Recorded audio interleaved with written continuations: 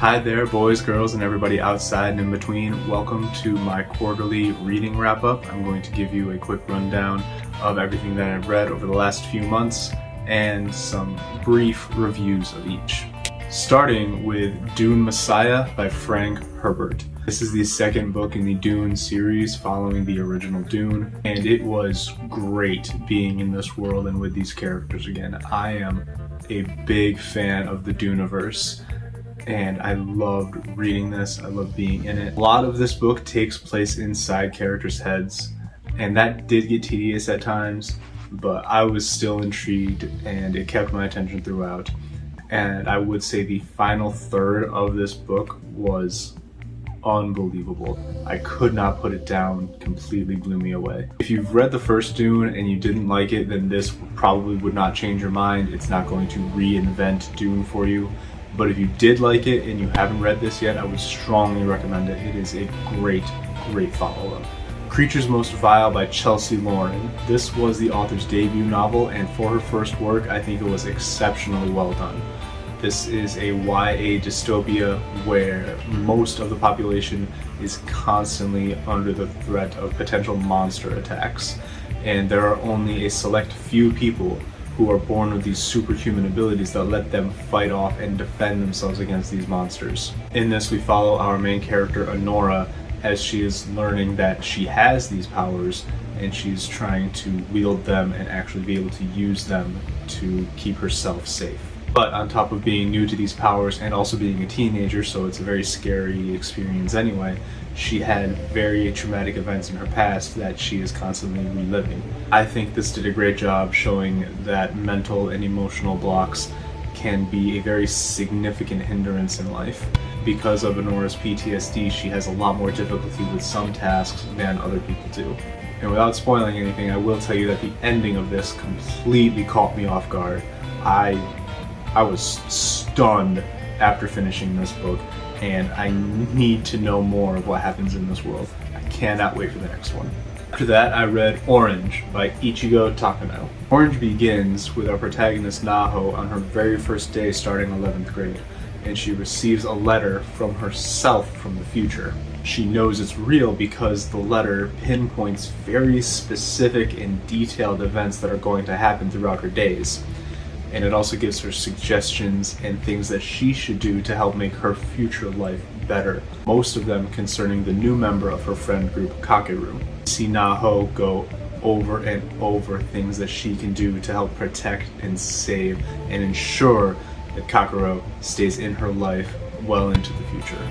This is in turns heartwarming and heartbreaking. It was an emotional ride and I enjoyed every bit of it. If you are any level of manga fan, or if you are thinking about getting into manga and you're not sure where to start, Orange is a fantastic choice. Next was Winky by Clifford Chase. In this, we follow a sentient teddy bear who, through absolutely no fault of their own, has been accused of very serious crimes. We see Winky go through periods of great love and affection and compassion, as well as long stretches of dismissal and neglect. Something I thought was really interesting about this is that Winky as a character, since they're a teddy bear, is basically given whatever identity their owner bestows upon them. So their gender changes, their name changes, and Winky just goes along with it. I thought that was a really nice touch because it goes to show however other people perceived Winky, they still are themselves. This was good, I enjoyed it, but I do not think I would read it again, even if I were the type of person to reread things, which I'm not, just because I am a slow reader and there is so much out there that I want to read. After that was Diaries of a Holy Night by Jeremiah Knight. In this, we follow our protagonist Justin Smith. He found Christianity after the tragic death of his sister. And one night, he and his friends are experiencing a bit of a lapse in their faith. And individually, they ask for a way to test their faith, to prove to themselves that they still have it and that they still believe. After they do that, they are given powers by literally Jesus Christ, who also sends them into another world where they have to fight demons and recover a fallen angel.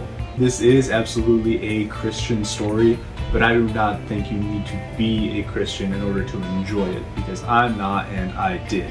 I also don't feel at any time that it was trying to preach or convert, and I really appreciated that. This is an omnibus edition of the first, I think, 5 issues of Diaries of a Holy Night. When more comes out, I will probably look into it. If you don't want to wait that long, the whole thing is available on Webtoons for free. After that came The Atlas 6 by Olivier Blake. In this, 6 of the most powerful magicians in the world are invited to compete for 5 available spots in a secret society called the Alexandrian Society. If they are accepted and become members, then they have access to the Library of Alexandria, which in this world was never destroyed, just pretended to be destroyed so it could be kept a secret, because it had so much dangerous knowledge and secrets held within it, that if too much of it was left to the public, the world would be in chaos. I have very mixed feelings about this book. I love the world. I thought it was really interesting how magic just was an accepted and natural, normal part of society. I really love the characters. This was told from multiple perspectives, so you get a very in-depth look through those characters' eyes, and I found myself rooting for and against each of them at various points. I do not like the way that this book is written. There are a lot of flashbacks and scene changes with no way of telling when they are happening. Within the same paragraph, you will be in 2 different scenes entirely, and it's really hard to get the hang of that as you're reading. And also, I would say my biggest complaint is that this is not a complete story. I know that this is book 1 in what will be a series. Book 2 is not out yet, so I know that this is not intended to be the entirety of the story. However, book 1s in series still need to finish a story. There still needs to be conclusions within book 1, and this had no conclusions of any kind. When the next book comes out, I am probably going to read it and continue this story because I'm interested in these characters and this world. But it is not going to be an immediate buy for me. After that was the Kaiju Preservation Society by John Scalzi. In this book, there is an alternate dimension that humans can access, leading them to a different Earth. Very, very similar to this one, but on this alternate Earth, evolution took many different steps and resulted in skyscraper-sized monsters being the dominant species.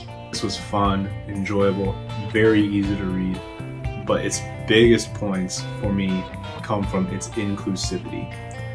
There's a character in here who specifically, strictly uses they/them pronouns, and those pronouns are respected from all characters throughout the story. And also, our main protagonist, Jamie, is not given any form of identifiable characteristics. And since the story is in first-person point of view, you can picture Jamie however you imagine them. And in this house, we will always stand inclusivity like that. Big, big points to John Scalzi for writing that. On the writing, though, is also where I found the biggest flaws.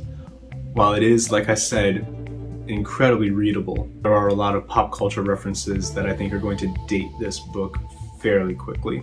And also, the group of characters that we have, each of them is the quippy, funny punchline character, always trying to be the funny one. Reading this reminded me a lot of a Marvel movie, because there will be very serious things happening, but all the characters are still just making jokes. I'm not saying that's a bad thing. If you enjoy it, you will enjoy this book.